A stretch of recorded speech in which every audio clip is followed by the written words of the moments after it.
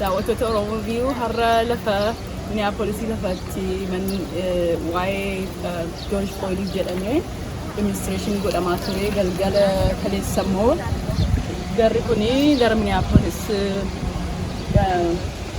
27th Avenue South irraa jiramanii mana baay'eetu gubatee laakkalaa jirta namoonni kana morbiin kun kana ka'ee akkuma beektan ajjechaa du'a nama George Floyd irratti kan raawwatame karaa poolisii adiidhaani namni sagalee isaa dhageessifachuu fedhee gadi ba'ee guyyaa 3 caalaa mormaa ture kunis gaa kan ta'uu danda'ee yeroo lafa seeraatti iddoo seeratti yeroodhaan dhiyeessamuu waan dadhabamee fi namni baay'ee aaree bizinesoota fa'aa gugubuutti ka'ee tokkorraa tokkotti madarbuu amma katamaan saagama kana fakkaata jechuudha manni baay'een gubataa jira ammayyuu aarri irraa argamaa jira bizinesoota adda addaa gubatanii jiru baay'ee haala nama gaddisiisu dhagaamee ilaalaa waan fakkaatu kunuutti kun Minisootaadha amma Minneapolis kutaa Minneapolis akkasumas immoo addoo kana duwwaatu hin ta'in gara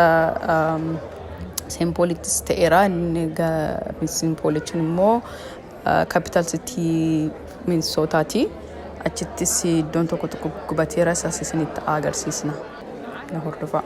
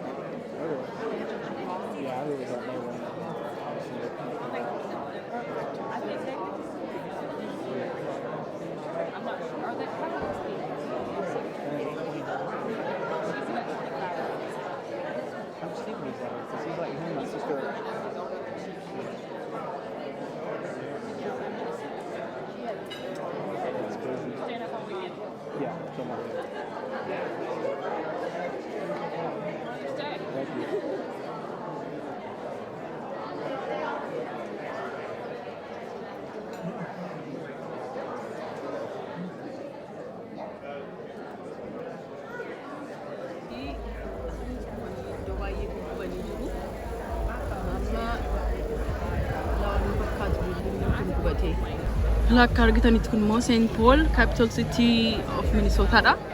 Asis baay'ee gubameera iddoo baay'eetu gubame. Manni kun akka jirutti biildingiin kun gubateera karaa gamaasarra restauraantii Itoophiyaa restaurant Boolii restaurant kan jedhamu mucaa keenya tokko kan isaas akka jirutti gubateera. Daawwattoota keenya kun maal nu agarsiisa lubbuun namaa tokko biyya kanatti kabaja gatii olaanaa akkamii akka qabu nu agarsiisa. Mormiin kun immoo Minisootaa duwwaatu tun ta'in isteetii garaagaraa Ameerikaa keessatti ta'aa jira. Akka gaawaa kana yeroo ilaalu akkami biyyi keenya lubbuun namni tokko tun ta'in lubbuumti saba tokko kabaj maalii qaba jettanii ilaaltu karaa wajjin yeroo bira qabamu.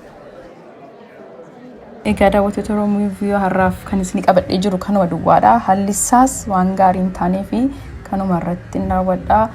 Yeroo kaan yoo waan itti dabalatamaa jiru yoo jiraate danda'amee fi isin dhiyeessuu yaalla. Galatooma.